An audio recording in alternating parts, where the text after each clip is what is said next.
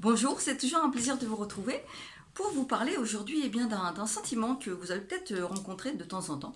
Vous savez, le moment où vous êtes dans un repas familial ou dans une réunion où vous êtes avec des gens que vous connaissez plutôt bien, et puis d'un seul coup, vous voyez la personne qui réagit d'une façon que vous n'avez pas l'habitude, que vous êtes surpris, vous dites mais qu'est-ce qui se passe? D'habitude, il n'est pas du tout comme ça, c'est quelqu'un qui est calme, ou c'est une personne qui est plutôt en retrait, et puis d'un seul coup, vous voyez cette personne qui a une attitude qui ne lui ressemble pas.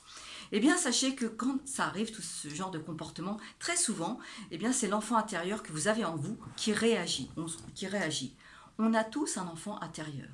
Et un enfant, quand il a été traumatisé, eh bien, à un moment donné dans sa vie d'adulte, quand ça vient toucher au bouton où ça a été difficile pour lui, eh bien, très rapidement, vous voyez qu'il devient différent. Certains diront, il pète un câble. Alors je vais vous donner 6 indices où vous pourriez repérer que vous pourriez vous dire mais là finalement c'est pas l'adulte que je vois qui réagit comme d'habitude, c'est peut-être son enfant intérieur. Et quand on réagit comme ça, c'est bien sûr c'est émotionnel et la personne d'une certaine façon a beaucoup de mal à se contrôler. C'est impulsif. Alors, un des premiers indices, c'est ce sentiment d'insécurité que certaines personnes ressentent souvent. Vous savez, ces gens, quand ils rentrent chez eux et puis qu'ils ont toujours besoin que quelqu'un soit à la maison, ou qu'on a besoin qu'on les appelle, que le mari ou la femme les appelle plusieurs fois par jour, et que même si la personne, le conjoint, eh bien, le rassure, ça ne change rien. Le sentiment d'insécurité est toujours présent. C'est comme s'il vivait en vous, comme ça n'a pas été résolu. Le sentiment d'insécurité ou sentiment d'abandon. Et ça, c'est un indice de l'enfant intérieur. Un autre indice, c'est une personne qui va avoir du mal à exprimer sa colère ou à exprimer sa tristesse. Pourquoi? Parce que quand il était petit, eh bien, on l'a pas. Vous savez, dans les familles, il y a plein de familles où finalement, on ne permet pas à l'enfant de s'exprimer. Hein. On lui dit, quand il a quelque chose à dire, eh bien, on lui dit, va dans ta chambre, ou c'est pas important, ou on l'écoute pas. C'est comme si on le négligeait, on néglige sa parole. Et l'enfant s'imagine qu'à ce moment-là, il est mauvais, il n'est pas intéressant, et puis, eh bien, il ne s'exprime pas.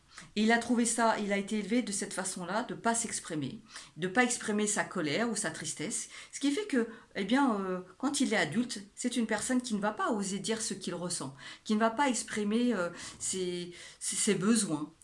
Et quand vous voyez quelqu'un vraiment qui n'ose pas exprimer sa tristesse, sa colère, eh bien dites-vous qu'il y a certainement une racine qui vient de l'enfant intérieur. Un autre comportement que vous pourrez retrouver aussi, c'est une personne qui ne fait jamais confiance, qui ne fait pas confiance aux autres et qui ne fait pas confiance même à lui-même. Tout simplement parce que quand il a été dans l'enfance, eh bien, il s'est senti parfois, il a été humilié, ou il a été trop sensible, ou il a été dévalorisé. Et ça a été tellement douloureux pour lui qu'il ne veut surtout pas retoucher à ça. Surtout pas. Alors, comme il ne fait pas confiance à l'adulte d'une certaine façon quand il est petit, et bien quand il devient adulte, il ne fait pas confiance non plus aux autres et il ne veut tellement pas retoucher à cette douleur-là que finalement, eh bien, il se met toujours un petit peu à l'écart et ne fait confiance à personne. Il a tellement peur de retoucher à sa douleur. Un autre comportement que vous pourriez retrouver, eh bien, ce sont des gens qui ont toujours besoin de plaire.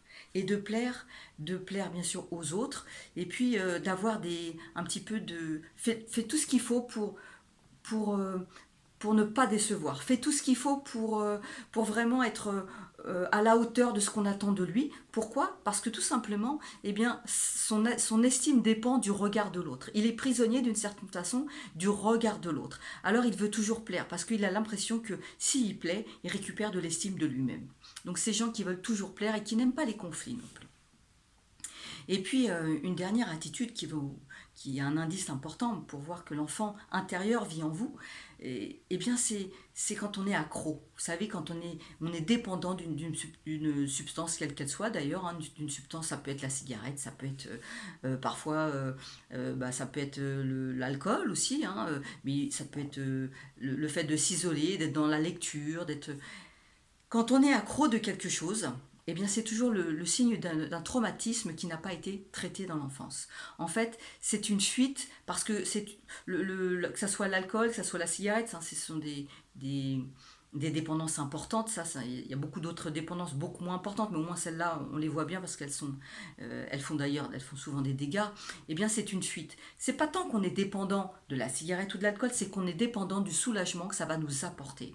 Ce soulagement de se sentir apaisé. Parce que de ressentir toutes les souffrances dont je viens de vous parler, c'est tellement douloureux qu'on devient accro d'une dépendance pour s'apaiser, pour se calmer.